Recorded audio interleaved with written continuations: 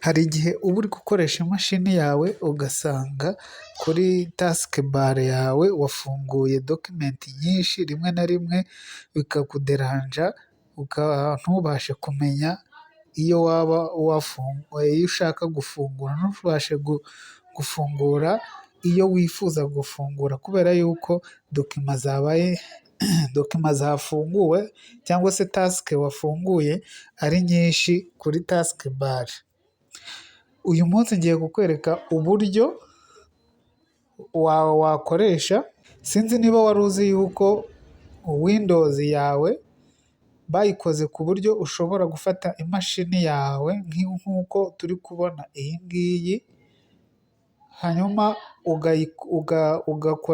ukayikoresha ukoresheje desikitopu irenze imwe, bitewe n'ibyo wowe wifuza n'uburyo ushaka kumanaginga tasike zawe.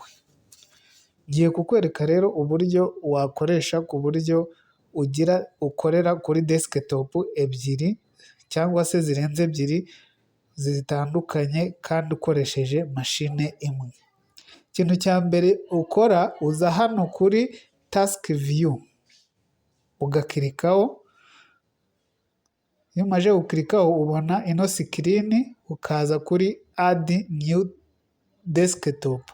Urabona ko ino desikitopu ya mbere iri kunyereka hariho tasike nafunguriyeho nk'uko muzibona, noneho nkaza kuri adi niyu desikitopu. Namara gukora adi niyu desikitopu, urabona ko harahita haza desikitopu yindi nshyashya. Nshobora kongera nkakora kuri adi niyu desikitopu, desikitopu ikaba eshatu, nkagira desikitopu imwe, desikitopu ebyiri, desikitopu eshatu. Bivuze ko ubu ninshaka gukoresha ya yindi ya mbere ndaza nkirike kuri desikitopu wani, ize nkikoreshe mfungure ibyo nshaka gufungura nk'ibisanzwe.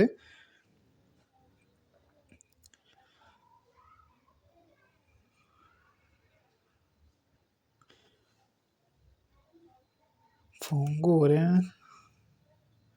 ubwo iyi desikitopu ndaba ngiye kuyikoreraho nkoresha interineti. Nongere nsubire kuri tasike viyu, mfungure desikitopu ya kabiri. Desikitopu ya kabiri urabona ko kuri burawuza ntabwo iri agitivu, kuko ntabwo ari aha ngaha ndi gukorera interineti. Mfungure dokimenti nshaka gukoreramo, ubwo niba nshaka kwandika dokima, mfungure Microsoft Word kuri desikitopu ya kabiri.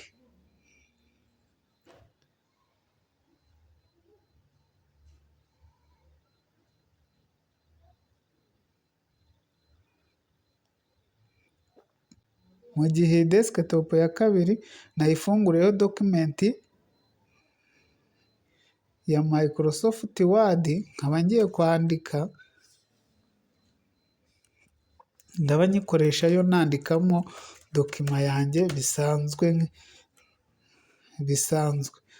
Noneho nkongera nkasubira kuri tasike viyu, nkakirika kuri desikitopu yanjye na kiretinze ya gatatu, naho nkaza kuhakoresha ndi gukora, wenda ndi gusoma indi dokima nk'iyi ngiyi.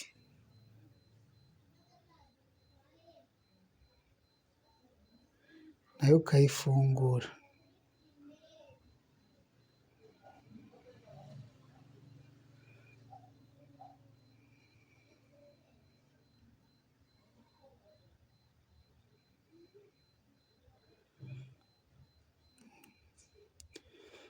Biragaragara ko nyine ushobora gufata mashine yawe imwe ukayikoreshaho amadesikitopu arenze imwe mu gihe ubikeneye. Urugero nk'uwo kuri iyi desikitopu ndiho ariyo ya gatatu, urabona ko hano kuri tasike bare dokimenti cyangwa se porogaramu iri akitivu ni iyi ya adobe nafunguriyemo iyi dokima ngiye kujya kuhasomera. Mu gihe ninshaka guhindura ndaza kuri tasike viyu, narangiza nkahitamo desikitopu ya kabiri, ibyo nasomaga nkakomeza nkabyandika nkabyandika muri wadi niba nakoraga samari, narangiza nkaza kuri tasiki viyu nanone mu gihe nshaka guhindura nkasubira gusacinga kuri interineti, mu gihe ibi bikamfasha gukora ibintu bitavangavangiye hamwe kuri desikitopu imwe.